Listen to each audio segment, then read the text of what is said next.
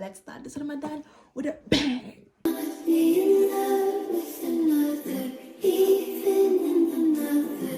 Ramadan Kareem! Hi everyone, it's Halima. If you're seeing this video, then it's most definitely Ramadan. Welcome to the first video of VLOGDAN. I am trying and I will be posting every single day for Ramadan. So watch out for that. But Alhamdulillah, we have all made it to Ramadan. If you're seeing this video again, this is being filmed on the 26th of February, a few days before Ramadan. How are you guys doing? I hope everything is going well. Write down your comments and your goals for Ramadan and come back after Ramadan and let's see what we have achieved and what we will be working on even after Ramadan. Anyways, let's get into today's video. A few of you guys have been asking about my hijab journey. First of all, I'm not gonna come here and tell you guys, oh my god, I started wearing the hijab because one day that thought just came to me. I will not. I started covering my head. First of all, I want to say wearing the hijab. I started covering my head in the first place because I did not have anyone to do my hair. And then later on, I saw a lot of people around me wearing hijab and it looked so beautiful on them. And I was like, okay, you know what? Maybe I am finally gonna wear the hijab. I did not fully feel ready for it because when I first started wearing it, I felt very ugly in it. But then as I learned about the hijab and why we wear it and the purpose of it, it became a beautiful thing to me. And I'm genuinely happy that I took that step and I took that decision because you are never gonna be ready to wear the hijab. You're never, and I'm not gonna sit here and lie to you guys and be like, oh my god, the journey was so easy.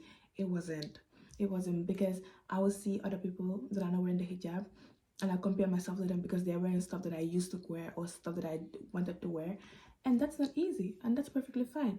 And it's also not easy when you have people around you that are commenting on everything that you do and how you wear the hijab. It's not. But alhamdulillah, here I am today. I'm not at the best stage that I want to be when it comes to wearing the hijab, but I can say I in fact have improved and have grown a lot with my hijab. And yes, like for example, this hijab style, I used to hate it. I used to hate it so much. I thought my face looked like an egg, but it's actually not one of my favorites. The only problem I have with this is because it gets very tight and it's choking me every single now and then, but I found a solution to that too. So you grow when you want to grow and you put effort into it. You don't just sit back and expect it to come to you. That doesn't happen. First, today we're going to be talking about my tips and tricks that you can use during Ramadan to make sure that your Ramadan runs smoothly. First of all, I talked about this on my TikTok, but if you haven't seen it, this is a more in-depth video. So first things first, when it comes to prayers, sometimes it's obviously you're going to carry around your big prayer mat. So it's perfect if you have these smaller ones. This is one that I can keep in my bag, my little purses and stuff. It's very easy to carry around and you can easily pray in any closed area if you feel uncomfortable in an open area or if you do not have an open space. Second of all, food prep. If you know you're going to be cooking a lot during Ramadan, if you're seeing this on the first day of Ramadan, you can still do this, but it's very good to blend a lot of the vegetables or the blended vegetables that you're going to use and just freeze them. You can freeze them in Ziploc bags or like ice trays. For example, I love seasoning the garlic, green onion blendings and stuff and pepper. I just blend them and freeze them, and then when I'm cooking I just take out a cube and you fry them, and it's just as fresh as it is because we have a lot of things going on. And if you live in Europe right now, you know that the fasting times are very short. We do not have a lot of time on our hands, so make use of it as you will. It's also good if you are going to be cooking a lot of protein to also prepare your protein in beforehand, because if you're staying at home, you can do it as an everyday thing, but this is for people that are going to school or work, because I personally have work and school, so this is stuff that I've been saving my life when it comes to Ramadan cooking and stuff. It's also very, very good for you to plan your day in Ramadan, because listen guys, if you do not know what you're going to be doing at a certain time, it becomes very messy, especially with that amount of time that we have. It's very short. Like we're breaking our fast at like 5 o'clock, not 7 o'clock anymore. So if you have school, plan like, okay, I have school. Do I need to do anything in the morning that when I come back home, I will be done in time for iftar? And between iftar and tarawih, what do I need to get done? So if you have schoolwork and you're like, okay, you know what, between iftar and tarawih, I want to get this done so that I can have a good night's sleep, because the next day I have a lot of stuff going on again. So it's great to do your schoolwork in between then, or you can do it right after tarawih. Because usually when I go to the mosque for night prayers, between Tarawih and night prayers, I have time to read the Quran, also like talk to the women at the mosque, because I've come to realize a lot of them have a lot of knowledge on Islam, obviously, and I just learn from them. But between that time also, I spend like an hour on my assignments and stuff, just so that I don't have to worry about them later on. So that's also good to do. Another tip for Ramadan is please stop overeating, guys. I think overeating has become such a normal thing for us that it's crazy, because you do not need 3 different meals, and you do not need to eat to the point that you cannot even pray Maghrib after eating, because that's crazy. That defeats the whole purpose of fasting. Like, please eat to your stomach's content, and then if you feel like later on you get hungry, eat again. That's fine, but then do not eat to the point that like you cannot even pray properly because you're full, and that's just bad. Plus, a lot of people complain about like gaining weight in Ramadan, or like in the like digestion issues. I personally used to have this a lot, but then I've come to realize my stomach and suhoor, eating anything heavy for suhoor, does not work very well. So I just opted to eating like light stuff for suhoor. Sometimes I'll just have toast with butter on it and tea, or sometimes I'll just have yogurt, or like sometimes I'll just have oats. Just something that's not heavy and something that's not gonna mess up my stomach throughout the day. Because the last thing that I want is fasting and my stomach is going like krrr. That's not fun. So yeah, I asked a few of you guys to send in your favorite Ramadan stories. I have gotten them, but I'll make a separate video on that because I've got too many. But I'll tell you my favorite Ramadan story. Okay, there's one good one and there's one bad one, okay? But basically, I grew up in the Gambia. And if you know the Gambia, most of the girls will usually pray at home, but then a lot of us will also go to the mosque. So I usually went to the mosque.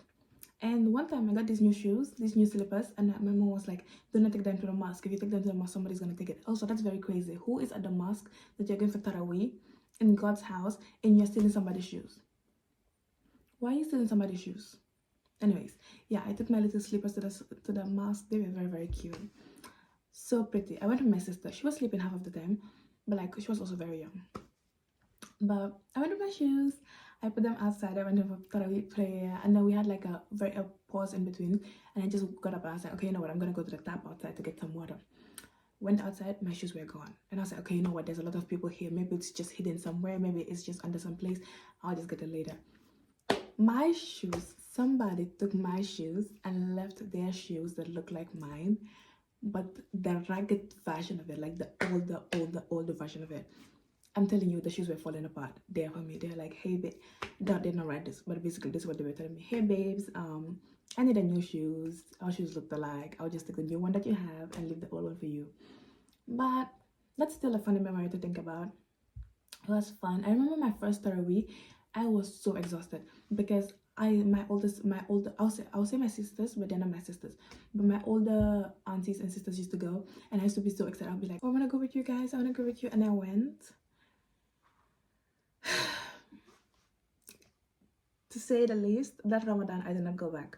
But now Tarawih is one of my favorite activities in Ramadan. It's a thing that should be done, but it's actually one of my favorites. I love going there. I love meeting the girls at the mosque. They are such sweethearts. I have the mosque in my neighborhood now. I have made friends with a lot of the girls there and the older women. And there's this one older woman there that I really, really, really love. She is such a sweetheart. She is so educated. Love her, and she always keeps a spot for me, and she always has like these little cookies, you know, if you want to kidnap me, just get me sweets. But yeah, I love it. I love meeting them. I love talking to them. I love learning from them. I love hearing from them. I love hearing their stories. It's it's a magnificent thing. You know me, you also know that I grew up in the Gambia and I currently live in Sweden, and Ramadan in the Gambia and Ramadan in Sweden is totally different. Ramadan in Gambia is has more impact on me. Okay, this sounds, no, it doesn't sound bad. It has more impact on me because in the Gambia it's like a whole community thing going on. Like wherever you pass, you feel it, you know it's Ramadan. But here it's not really like that, and I understand that this is not my country. This is not where I grew up. This is not a 90% Muslim country, so I understand that. So I'm actually grateful for the fact that there is a mosque right in my neighborhood that I can go down to. I'm actually grateful for the fact that I have neighbors that are also Muslim, because that lessens the blow for me going from like the change of environment. But Ramadan in the Gambia it's wonderful. I love it so much. It's how do I put this? It's like in Ramadan in Gambia, it's like that's when you see all the relatives that you haven't met, because they will come visit your house, they will come give you food, and you send them food, and they'll send you back your plate with like an with like an outfit for Eid. And it's such a beautiful thing. Sweden, I have actually adapted to it. That's my sister. That's my sister coughing. We can see you in the mirror. That's my sister coughing. But I have actually adapted to the Sweden customs of Ramadan, and although 50% of my friends are not Muslim, Alhamdulillah, they are all supportive of like my Ramadan. They are like, oh my God, Halima, like if my phone is not with me, Halima, it's prayer time, or if like it's time to fast, oh Halima, it's like 30 minutes before your fasting time, or Halima, come over, we have made food for you for iftar. And I'm blessed. That's all I can say. I'm blessed.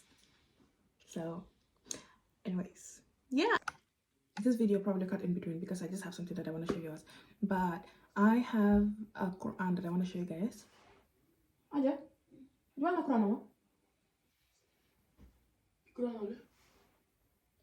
Quran? Okay, I got this Quran. I was looking for it because it was right here, and then I came back in my room because this never leaves my room. And I was looking for it, and turns out my dad took it from the room. But anyways, this is the Quran. I had a book like this when I was younger. It has translation, transliteration, stories of the Prophet, stories of Sahaba, stories of like just wonderful. It has stories that are like very, very inspiring. And I've been looking for it because I ended up giving the other one out, and I could not find it for the life of me. I could not find it. And then the other day I went to the mosque, and if you want to help your mosque, it's a very good way to help them by supporting their business because they sell Qurans and stuff. Anyways, you can see how well I take care of this Quran. This one has like in Arabic, and then this one has like the meaning of like what you're reading. Sadly, it's not the exact one that I had when I was younger, but I am grateful for this one because like when I read this, I read it, and then I'm reading the surah that I'm reading about the importance of the surah. And yeah, I really love this one. And then I have like 2 other books over there. I have the normal Quran, or the usual Quran. Normal, I feel like normal doesn't sound right. But I have the usual Quran that is, if you're wondering why it's up there, for accessibility. But I have the usual one that is just Arabic, so I read it when I need it for memorization or classes with Amina. And then I have like the stories of the Prophet, and I have a book that actually goes in depth on the Quran. I got the stories of the Prophet. The normal Quran, the red one, was actually a gift from my ustaz when I started reading in Gambia, and he gave it to me when I was coming to Sweden. Alhamdulillah, it's one of the best books I've ever gotten. And then the stories of the Prophet and the in-depth into the Quran is also where I bought this. It's from the mosque in Medborgarplatsen in Centrala. No, the Medborgarplatsen mosque in Stockholm. Yeah, but I have another piece of thing to share with you. So I have this friend, Jay. She's not actually my friend. We're just online friends. So she is my friend. But she had a book or a checklist for Ramadan that she sent me. She was like, hey, I'm just sending you this, just so you know. I'm gonna put it here on the screen, and I'm telling you, it's helping me with being so organized. I love it. I love it. I was checking through it. She sent me, she was like, hey, can you just check this out, like, and I would recommend it to people because it was so well prepared. It was so good. Everything was on point. The way it was arranged, it was like a checklist for you to like remember your du'as. What are you gonna do throughout the day? Just everything that I talked about in this video. And I think you should check it out. You can get the digital version, or like you can get the ebook version. I have the digital version, but I think I might end up getting the ebook version because I'm staying away from my phone a lot. Apart from editing for you guys and for TikTok, I will be spending my time learning more about Islam. Yeah. Anyways, thank you so much. Me and my prized piece of possession are telling you, I feel like I cannot speak English anymore, but we're telling you, have a wonderful Ramadan. Like I said, let's start this Ramadan with a bang, as Mufti Meg said, and love you. See you in the next video tomorrow. Anyways, yeah, you guys can expect more videos to come. I promise you guys, you'll be getting the 30 videos. If you didn't get the 30 videos, you can sue me. But love you guys, and moi, alhamdulillah, for Ramadan. Let's make it to the next one.